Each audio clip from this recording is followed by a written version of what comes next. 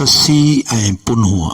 राजा दिलुराय जे ॾींहं में नाऊअ नाले हिकु ॿांभण भांभरवाह जे भर में रहंदो हो। संदसि ज़ाल जो नालो मुंदर हो।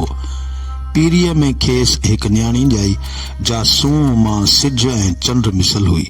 क़िस्मत संदसि अंग हिकु अजनबी सां लिखी छॾियो हो। इहो ज्योतिषी खां ॿुधी नाऊ ऐं संदसि ज़ाल हुन माणक खे हिकु संदूक में जुड़ी खणी दरिया हवाले कयो। कज़ा सां इहा संदूक लुढ़ंदे भंभोर जे भर में दरिया जे किनारे लॻ पहुती। उन्हीअ शहर में मोहम्मद नाले हिकु हाकारो धोबी रहंदो हो, जंहिंखे लाला बि चवंदा हुआ। सवें कारीगर वटसि कमु कंदा हुआ। हू बि औलाद जो सिकायल हो। उहा पेतीअ संदसि कारीगरनि आणे संदसि अॻियां रखी।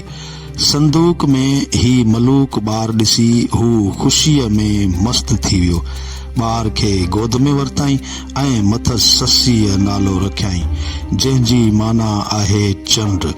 ससी थोरी वॾी थी त धोबीअ संदसि लाइ हिकु आलीशान महल अॾायो, जंहिंमें हूअ सुबुह ऐं शाम पंहिंजनि सहेलियुनि सां पेई टलंदी हुई। उन ज़माने में केच मकरान जा काफ़िला वापार सांगे भंभोर में ईंदा हुआ। कन माण्हुनि वञी पुनूअ सां ससीअ जी सूंह जी साराह कई।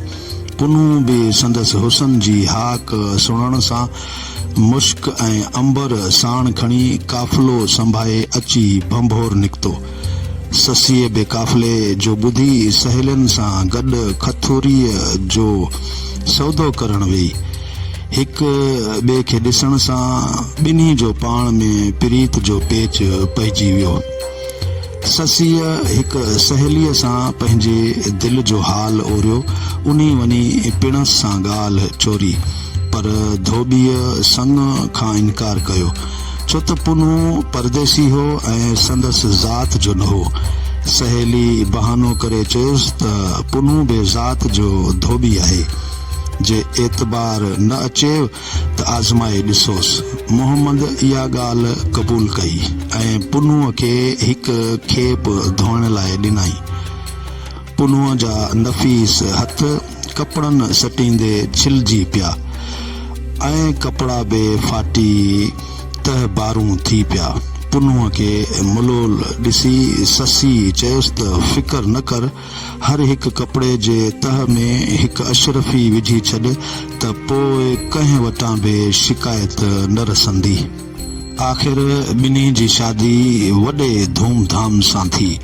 शादी खां पोइ पुनू वतन वरण जो ख़याली दिलि तां लाहे छॾियो। संदसि भाउ चुनरी सारो हाल वञी पीउ आरी जाम सां कयो, जो ॿुधंदे ई बेहाल थी पियो। पोइ संदन टिन पुटनि चुनरी, होती ऐं नोती खेसि दिलदारी ॾेई चयो त पुनूअ खे कंहिं बि दस्तूर साण वठियो था अचूं। जॾहिं टई ख़ान बंभोर में पहुता तॾहिं संदन घणी मरहबा ऐं ख़ातिरदारी थी। कई ॾींहं मजलसूं जारी रहियूं। हिकु राति मजलस में पुनूअ जा भाइर खेसि शराब में अलूट करे अधु राति जो खणी उठ ते केच ॾांहुं वरिया। ससी उन वक़्तु निंड में हुई ऐं खेसि सुबुह जो जॾहिं सारी माजरा जी ॼाण पई तॾहिं ज़ारों ज़ार रोई। भंभोर सां सभ खां लाॻापा लाहे अकेली पुनूअ जे पुठियां बरपटनि जबलनि ऐं झंगलनि में काहींदी हली। जॾहिं पब जबल वटि पहुती तॾहिं उञ ऐं थक खां मांदी थी किरी पई। धणी जी कुदरत उते हिकु साफ़ पाणीअ जो चश्मो पैदा थियो। पंहिंजी उञ उझाए ससी वरी सफ़र ते हली। हाड़ी जबल वटि फूड़ नदी जे उथल ॾिसी निहायत मायूस ऐं दरमांदी थी। नेठि पंधु कंदे वापसि अची बापाड़ नैन जे नज़दीक पहुती। उते परियां हिकु पहाड़ ते हिकु पहवार जी झूपड़ी ते नज़र पयुसि।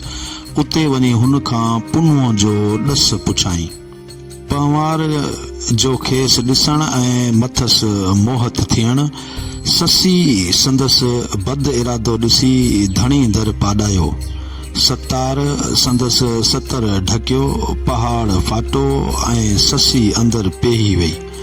पंहिंवार इहो करिश्मो ॾिसी निहायत पशेमान थियो ऐं धणी दर तोबह जारी करे उते हिकु क़बर ठाही उन जो मुजावर थी वेही रहियो।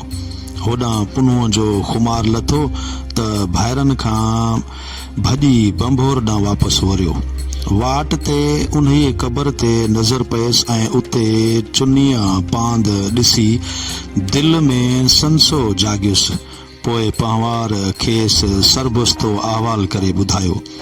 पुनु ज़ार ज़ार रोई धणी दर सवाल कयो त ऐ रब तूं विछड़नि खे मिलाए।